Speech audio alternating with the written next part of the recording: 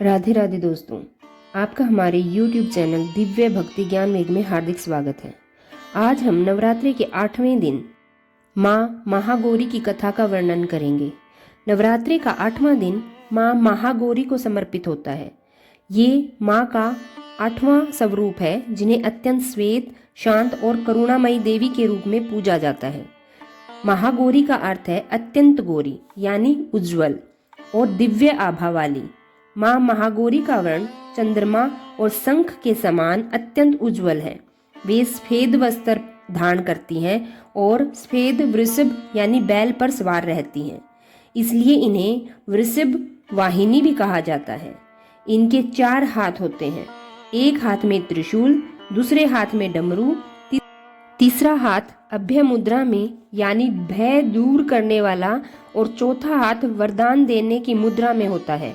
उनका स्वरूप अत्यंत शांत और सौम्य है, जो भक्त के सभी दुखों को हरने वाला माना जाता है। अब हम माँ महागौरी की कथा आरंभ करते हैं।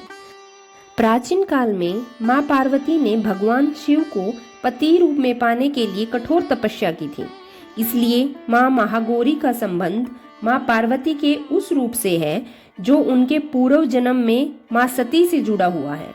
राजा दक्ष की पुत्री सती ने भगवान शिव से विवाह किया था, लेकिन राजा दक्ष को शिव जी पसंद नहीं थे।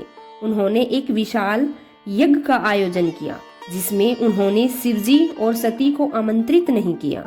जब सती बिना निमंत्रण के यज्ञ में पहुंची तो वहां उनके पति भगवान शिव का अपमान हुआ और पिता दक्ष ने शिव जी के लिए कटु वचन कहे।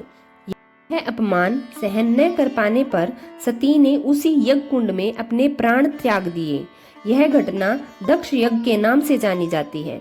सती ने पुनः हिमालय के घर जन्म लिया और वे माँ पार्वती के रूप में अवतरित हुई। बचपन से ही उनका मन शिव भक्ति में लीन रहता था।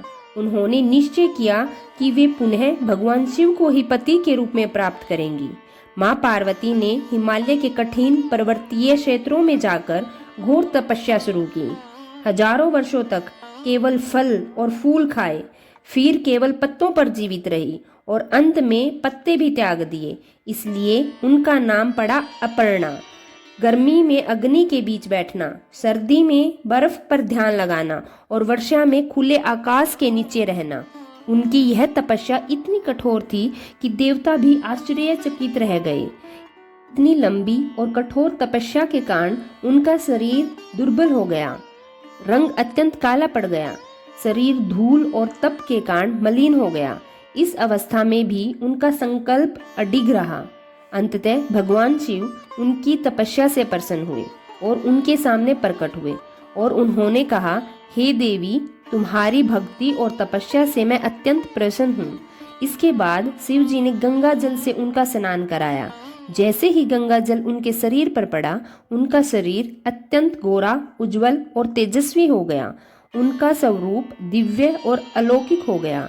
तभी उन्हें माँ महागौरी कहा गया। जय माता दी। धन्यवाद।